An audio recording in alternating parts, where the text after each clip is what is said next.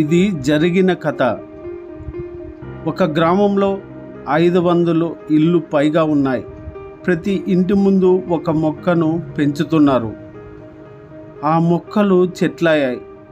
హిందువులు పవిత్రంగా భావించే వేప చెట్టు ఆ గ్రామంలో చాలా చోట్ల ఉన్నాయి. ఒక వ్యక్తి చాలా ఏళ్లుగా తన ఇంటి ముందు పెరిగిన వేప చెట్టును తొలగించాలని ఆలోచనలో పడ్డాడు. ఆ ఆలోచన అనుగుణంగానే ఆ వ్యక్తి ఎవరి సహాయం లేకుండా రంపంతో గొడ్డలితో వేప చెట్టును తొలగించేస్తాడు. తొలగించిన 6 గంటల తర్వాత ఆ మనిషికి గుండెపోటు రావడంతో 108 వాహనంలో ఆసుపత్రికి తరలించారు. చికిత్స పొందుతుండగానే ఆ వ్యక్తి మృతి చెందాడు. ఈ విషయం గ్రామస్తులకు తెలిసింది.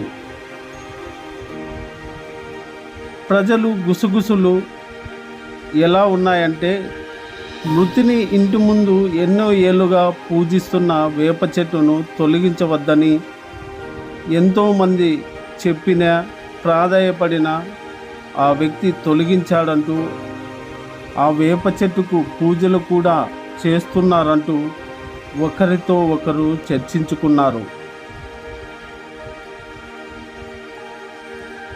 వేప చెట్టు దేవతా వృక్షమని, ఆ చెట్టును తొలగించినందుకే చనిపోయాడని ప్రజలు చర్చించుకున్నారు. వేప చెట్టును తొలగించడంతో మనిషి చనిపోతాడా అంటూ చాలామందిలో మదిలో ప్రశ్నలు మొదలయ్యాయి. బాగా ఆరోగ్యంగా ఉన్న మనిషి చనిపోవడం వలన వేప చెట్టు మహిమే అని, వేప చెట్టును గొడ్డలితో నరకాలంటే ప్రజలు భయాందోళనకు గురవుతున్నారు. ఏదేమైనా ఆయన ఒక్కడే చెట్టు కొట్టడం వల్ల అలసిపోయి చనిపోయాడా అనే భావన కూడా ప్రజల్లో కలుగుతోంది.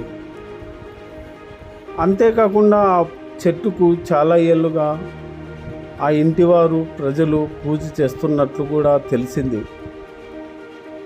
ఏదైనా మహిమ అతన్ని తీసుకెళ్ళిందే అని కూడా చర్చిస్తున్నారు.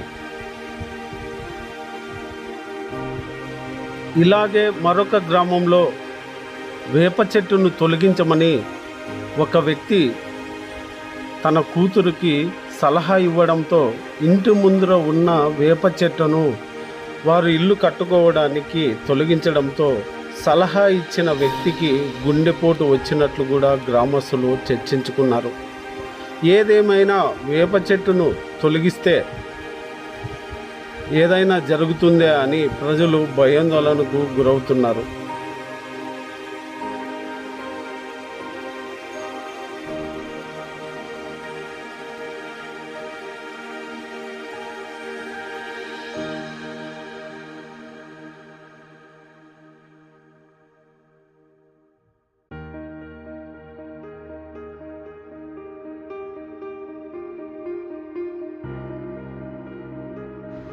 ఈ వేపు చెట్టు కథ కమ్మదూరు మండలంలోని ఒక గ్రామంలో జరిగిన రియల్ స్టోరీ.